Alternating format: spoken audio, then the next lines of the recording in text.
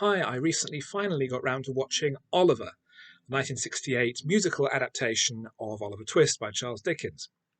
It's the standard story of Oliver the orphan, asks for more food. He's taken away as a troublemaker and sold off to Mr. Sowerby, the undertaker, runs away and winds up falling in with the Jewish criminal Fagin and his small army of boy pickpockets. But along the way, he gets involved with various other characters and ultimately finds a new home while the criminal types are brought to justice.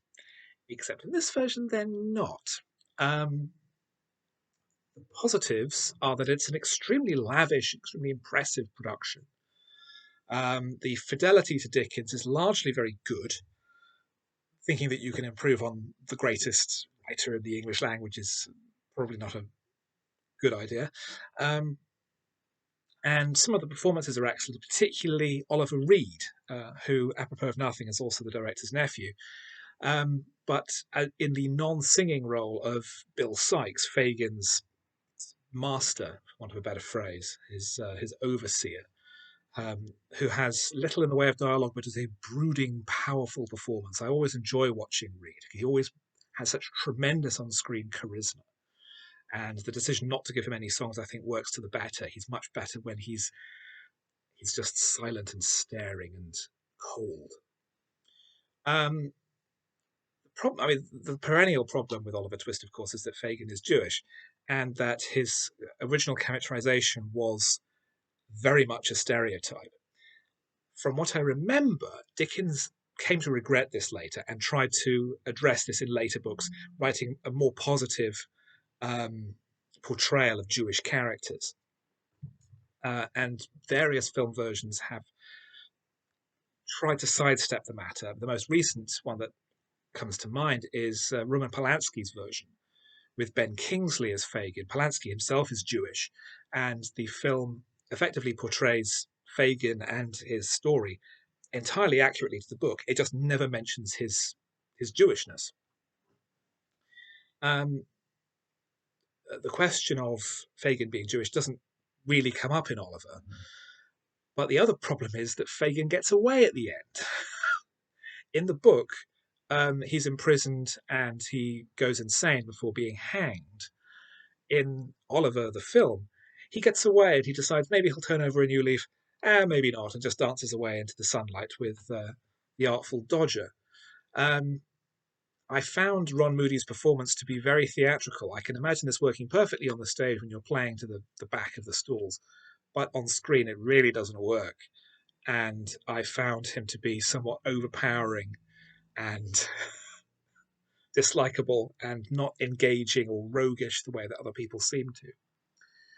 The musical numbers are a problem. A lot of the songs have entered into the canon of great musical numbers, but so many of the songs go on for so long. The Who Will Buy number, about halfway through the movie, goes on for it feels like about 10 minutes and does not advance the story or the characters at all. Consider Yourself early on, where Dodger is introducing Oliver to his environment in London, goes on for a very long time with huge, elaborate dance numbers and hundreds of extras and costumes and spectacle, and it's going nowhere. It's just filling time. The film is 2 hours and 20 minutes, and you feel every single one of them. It took me a full evening to get through. So it's a well made production. Its technical credits are impeccable, and there are some strong performances. Harry Seacombe as Mr. Bumble the Beadle earlier in the film, I thought was very good. Sort of one of the Dickensian sort of pompous figures of fun. Leonard Rossiter appears briefly as Mr. Sowerby, and there are various other minor players who I thought were very good. But that core one of Ron Moody as Fagin, it's just not convincing as a screen performance, and it's too out of step with the rest of the other performances in the rest of the movie, particularly against Oliver Reed, who's doing a screen performance, not a stage performance. Um, but as an adaptation of the book, it's too long and too baggy. It's spectacle for its own sake a lot of the time. It's the empty spectacle that I complain about in modern blockbusters, and I think you can almost date it back to this is almost the bridging point between the cinemascope spectacles of the 1950s, when movies were trying to outpace television, to the post Star Wars blockbuster and films now, where we have just pixels whirling at you with no meaning behind them. There's no character, no story. It's just noise. Um, Oliver won the Oscar for Best Picture in 1968, and it was the same year, of course, that 2001: A Space Odyssey was released.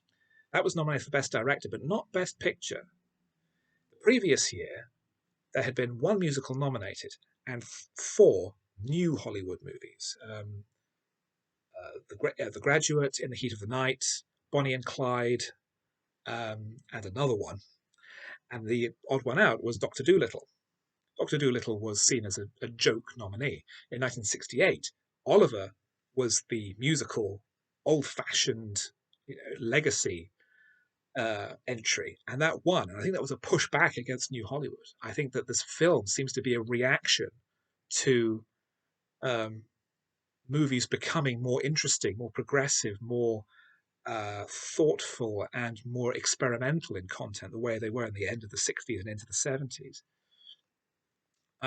There's always room for a new, original, interesting adaptation of Oliver Twist, or any of the Dickens if you can come up with a fresh, original angle. Disney's Oliver and Company, which transplants it to modern day New York and has Oliver as a kitten, and the pickpockets are all dogs. Fagin is a homeless man whose race is never specified, and it's a musical as well, and it's a tight hour and 20 minutes, and it works. And the songs are by Billy Joel. This is too long, it's too baggy, it's trying too hard to impress the audience without actually trying to engage them. And it's one of the worst Best Picture winners I've seen. Read the book by all means, track down the 1948 David Lean version for a straight adaptation, but otherwise, well, don't bother.